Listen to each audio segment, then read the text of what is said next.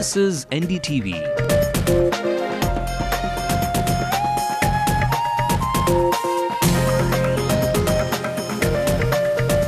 And you're watching Ndtv-Hindu.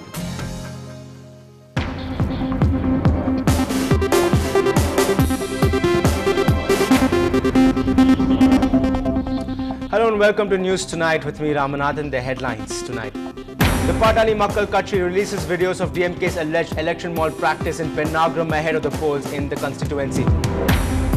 Chief Minister Karunanidhi says Hindi is acceptable in songs, but the language is not needed in Tamil Nadu.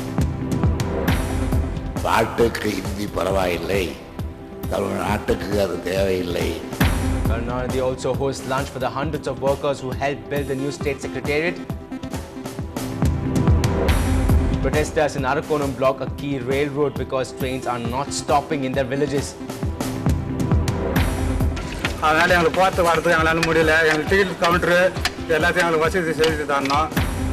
roads led to Chepauk today as the Chennai Super Kings took on Deccan Chargers in their first IPL match this season. And Chennai's Karun Chandok has a disappointing start to his F1 debut that crashes out after the race after hitting a bump. Now, as the heat builds up ahead of the bipolar in Pennagram, the Patali Makkal Kachi, a key contestant, says the governing DMK party is involved in large-scale malpractice. The party leader Ramdas released a video to back his claims. In about 2 weeks, people of Pennagram will vote to choose a new legislator.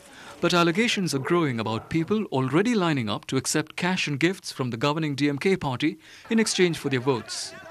A video released by the PMK shows DMK workers offering cash to voters in a door-to-door operation.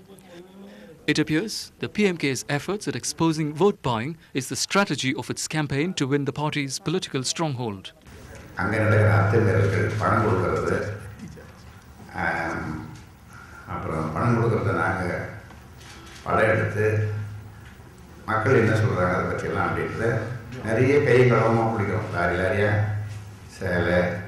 When the cars of PMK leaders were checked by authorities in Pennagram, it was seen as a humiliation.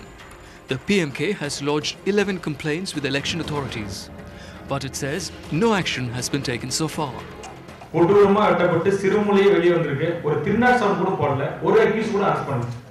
the Election Commission, it's yet another tightrope walk as the voters too become partners in the malpractice if the allegations are true.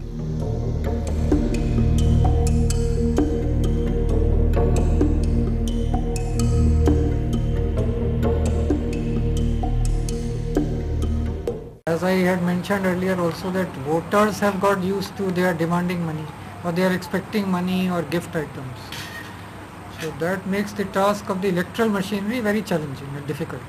As the PMK protests grow stronger, soon the DMK's leader M. Karunanidhi is expected to go to Pennagram to take on the former ally in the battle for the constituency.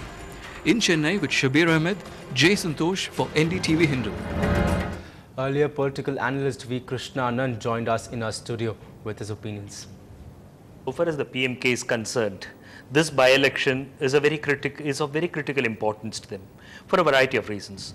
One, I think after a very, very long time, or rather, in fact, after the first general elections, first time that the PMK tried its electoral support base and so on and so forth on its own, and ever since then, I think from 1998, the PMK has been riding piggyback either on the ADMK or on the DMK. And this by-election is perhaps the first time after this long period of about 2 decades where the PMK is there in the battle, in the electoral battle on its own. And then secondly, Pennagram has a significance. Pennagram, falling somewhere in the northern belt, the state that we talk about, has been traditionally a stronghold of the PMK ever since the PMK came into existence. Basically, there is a predominant one-year population in that region. And Pennagram has also been a place from where the PMK's original roots. I think, I mean, when we talk about the PMK's original roots, it wasn't so much as the PMK, but the one-year Sangam and the long agitation that the platform carried out across Tamil Nadu, particularly in the northern districts, demanding a special position for them as MBCs and so on. So I think the PMK has a lot at stake now.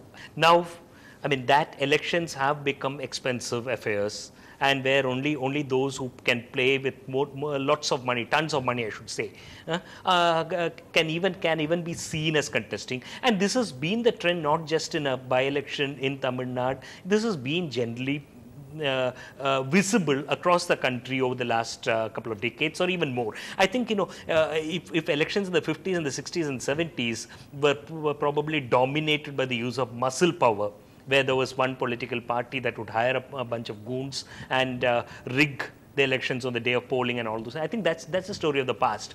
What we have been progressively witnessing now is the increasing role of money to play in democracy, and that has turned the electoral process a lot more undemocratic. It's not just a question of one by-elections in Tamil Nadu for that instance. I think even panchayat elections are being fought with tons of money. Having said that, and I would also want to add a rider that I do not think that any one political party is an exception to this. I think money power playing a role in electoral politics has been witnessed in India for a whole, at least for the last 2